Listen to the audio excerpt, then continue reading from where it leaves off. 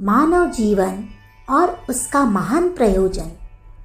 प्रत्येक कार्य का कुछ न कुछ प्रयोजन होता है। बिना प्रयोजन संसार का कोई कार्य नहीं होता। पृथ्वी की परिभ्रमण, सूर्य का निकलना, रात का आना, वायु का चलना, तारों का टूटना, नदी का बहना, पहाड़ों का स्थिर रहना आदि सब कार्यों में कुछ न कुछ प्रयोजन अथवा ध्येय छिपा रहता है। जन्म, जीवन तथा मरण आदि सभी प्रतिक्रियाओं का एक प्रयोजन रहा है।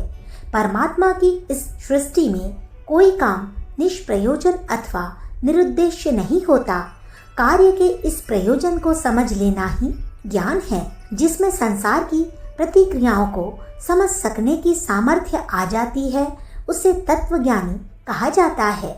जन्म, जीवन, जरा और मृत्यु का यही प्रयोजन समझने के कारण ही महात्मा लोग उनसे प्रभावित नहीं होते। उनको हर्ष और शोक की प्रतिक्रियाएं विचलित नहीं कर पाती।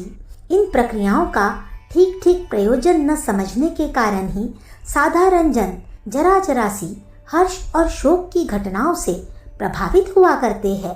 प्रयोजन के सिद्धांत के अनुसार मानव जीवन का भी एक प्रयोजन, एक उद्देश्य होता है, किंतु ऐसे कितने लोग होते हैं जो मानव जीवन के सही प्रयोजन को समझने और उसे पूरा करने का प्रयत्न किया करते हैं। अधिकांश लोग मानव जीवन का प्रयोजन खाना, कमाना, जीना तथा मर जाना ही समझते हैं और रात दिन इसी हाय हाय में पड़े रहते हैं। इतने मात्र प्रयोजन के लिए ही परमात्मा ने इतना बहुमूल्य, दुर्लभ और सर्वशक्ति संपन्न मानव जीवन नहीं दिया है। यदि केवल खाना, कमाना और मर जाना मात्र ही मानव जीवन का लक्ष्य होता तो उसमें और अन्य कीट पतंगों में कोई अंतर न रह जाता। कीट पतंग तथा पशु पक्षी भी तो यही करते हैं। जन्म लेते, निरुद्देश्य जीते, खाते पीते और मर जाते हैं। मानव जीवन का मात्र इतना ही उद्देश्य रहा होता तो न तो उसे बुद्धि दी जाती और न विवेक। वह प्रगति, उन्नति व विकास की भावना से शून्य होता। ज्ञान, गौरव और आत्म अस्तित्व की जिज्ञासा उसे न मिली होती। विषय भोगों को जीवन का प्रयोजन मानने वाले भ्रम में रहते हैं। ऐसा मानना होगा खाने, कमाने और मर जाने जैसे तुच्छ प्रयोजन के लिए यह विलक्षण मनुष्य देह नहीं मिली है। मानव शरीर की विलक्षणता तथा उसके भीतर भरी हुई अद्भुत शक्तियाँ इस बात का प्रमाण है कि पशुओं की तरह खाने पीने और मर जाने के लिए यह मानव जीवन नहीं मिला है। अवश्य ही इसके अनुरूप इसका कोई महान प्रयोजन है। खाने पीने और मर जाने को मानव जीवन का प्रयोजन समझने वाले यह नहीं जानते कि यह प्रक्रियाएं जीवन पाने और उसको बनाए रखने के साधन उपाय है, उसका मुख्य प्रयोजन नहीं है। किसी इंजन को कोयला, पानी, तेल, ग्रीस देने का उद्देश्य है उसे चलने योग्य बनाए रखना। पानी, कोयला और तेल आदि खाते जलाते रहना उसका उद्देश्य नहीं है। उसका वास्तविक तथा मुख्य उद्देश्य कुछ और ही होता है, किंतु साधारण लोग इसी भ्रम जंजाल में पड़े जीवन के मुख्य प्रयोजन को भूले रहते हैं और इसलिए अधिकतर उनका जीवन असफल रहा करता है। यह कम खेद का विषय नहीं है कि मनुष्य धन कमाना, घर बनवाना, नौकरी करना, खाना पीना आदि के विषय में तो जानने की जिज्ञासा रखता है, किंतु मानव जीवन और उसके प्रयोजन के संबंध में जानने के लिए जरा भी जिज्ञासु नहीं होता।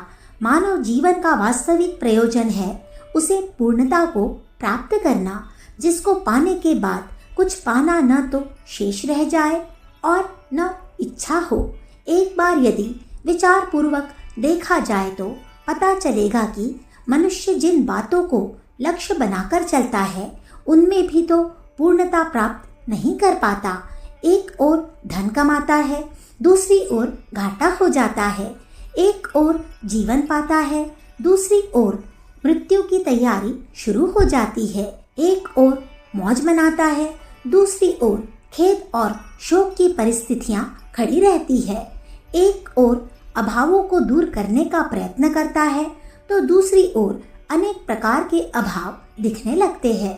मनुष्य किसी बात के लिए कितना ही प्रयत्न क्यों न करता रहे, किंतु पूर्णता प्राप्त नहीं कर पाता। इस अपूर्णता का कारण यही है कि वह जिन जिन बातों को पूर्णता की स्थिति में पाकर सदा सर्वदा के लिए संतुष्ट हो जाना चाहता है, वे सब नश्वर एवं असत्य है। अपूर्णता ही उनका स्वरूप है। कभी भी वे पूर्णता की दशा में नहीं आ सकती। पूर्ण केवल परमात्मा है। वह नित्य एवं अपरिवर्तनीय है। उसको पाकर उसका ज्ञान प्राप्त करके ही मनुष्य पूर्णता की उपलब्धि कर सकता है। उस शाश्वत को पा लेने पर मनुष्य हर प्रकार से पूर्ण एवं संतुष्ट हो जाता है। परमात्मा को पाकर न तो कुछ पाना शेष रह जाता है और न फिर आगे के लिए कोई जिज्ञासा होती है। मनुष्य स्वयं ही तद्रूप होकर परम पद में स्थित हो जाता है। मानव जीवन का यही तो प्रयोजन है, किंतु कितने ऐसे होते हैं जो इस प्रयोजन, इस उद्देश्य और इस ध्येय की ओर ध्यान देते अथवा पूरा करने का प्रयत्न करते हैं। यही कारण है कि बहुत कुछ साधन सामग्री के होते हुए भी वह असंतुष्ट एवं अभावग्रस्त बना रहता है। पूर्णता की प्राप्ति यूं ही बैठे बैठे नहीं हो सकती और न गलत दिशा में प्रबल पुरुषार्थ करने की आवश्यकता है।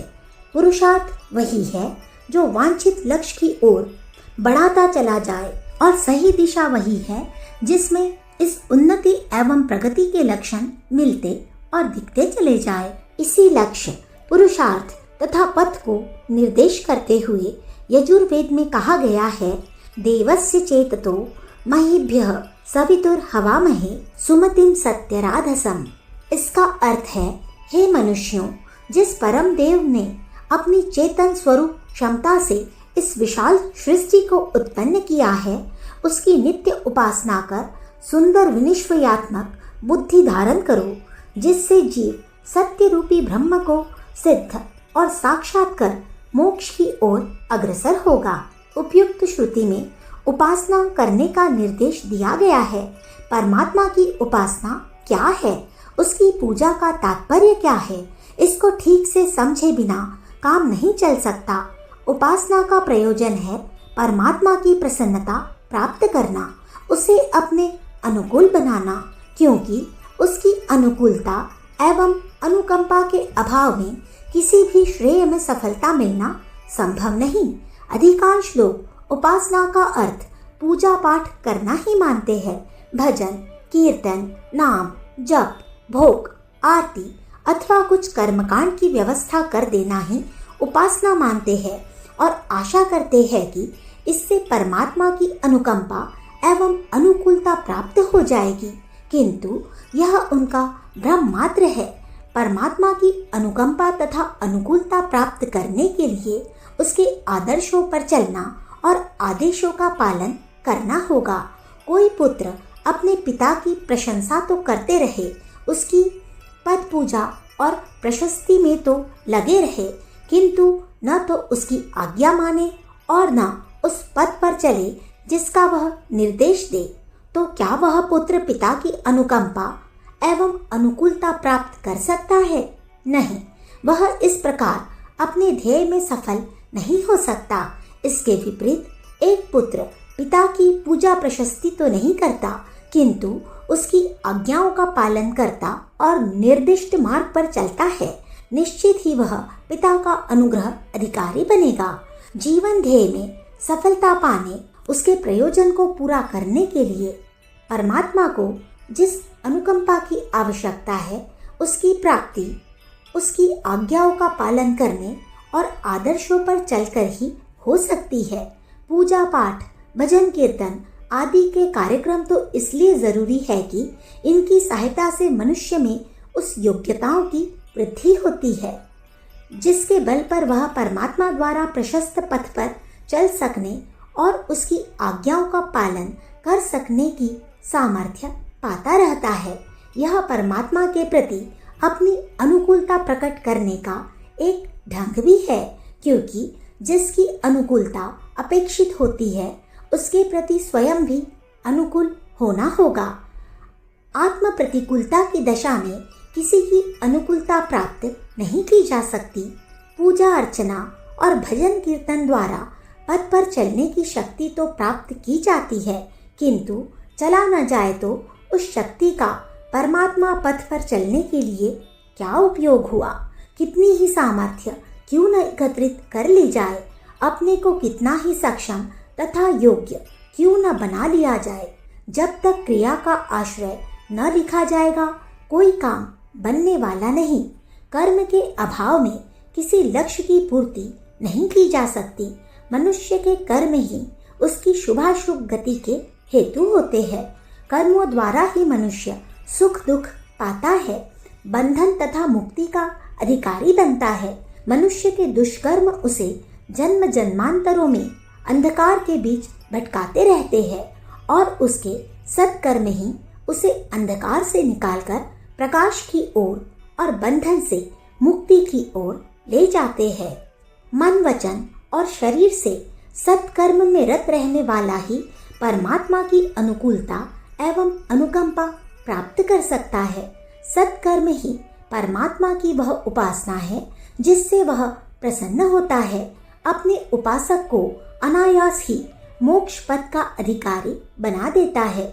मनुष्य को अन्य प्राणियों से भिन्न तथा बढ़कर बुद्धि, विवेक तथा शक्तियों का पुंज देने, उसकी आत्मा में श्रद्धा तथा जिज्ञासा को भरने तथा आत्मशक्ति का ज्ञान कराने में इस बात का प्रमाण निहित है कि परमात्मा की निश्चित इच्छा है कि मनुष्य ध्येय पथ पर आगे बढ़े, संसार में बिखरे पड़े अनंत ऐश्वर्य का अधिकारी बने, अपने स्वरूप तथा मेरे रूप को पहचाने और प्राप्त करने में सफल हो। वह अपूर्णता से पूर्णता की ओर बढ़कर सदा सर्वदा के लिए संतुष्ट तथा संपन्न हो जाए। पर ईश्वर की यह इच्छा भी तभी पूर्ण होगी जब मनुष्य उसके बतलाए हुए परमार्थ पथ पर उसकी आज्ञाओं एवं आदर्शों के अनुकूल चलेगा। अन्यथा मनुष्य के कर्म फलों में परमात्मा भी एक निश्चित विधान के अनुसार हस्तक्षेप करने में असमर्थ है। उसकी विशालता, महानता और न्यायप्रियता अनुचित हस्तक्षेप को कदापि स्वीकार न करेगी। सत्कर्म ही मनुष्य को मोक्ष अथवा परमात्मा के साक्षात्कार की ओर अग्रसर करते हैं। मनुष्य को अवश्य ही परमार्थ पथ का अवलंबन लेकर पूर्णता की ओर बढ़ना चाहिए। यही प्रगति इस मानव जीवन का मुख्य प्रयोजन तथा उद्देश्य है। अखंड ज्योति, जनवरी सन 1967, पृष्ठ संख्या 5, 6, 7। हमारे YouTube चैनल विचार क्रांति दूत अखंड ज्योति पत्रिका को सब्सक्राइब करें एवं अगली वीडियोस प्राप्त करने के लिए बेल आइकन दबाएं। धन्यवाद।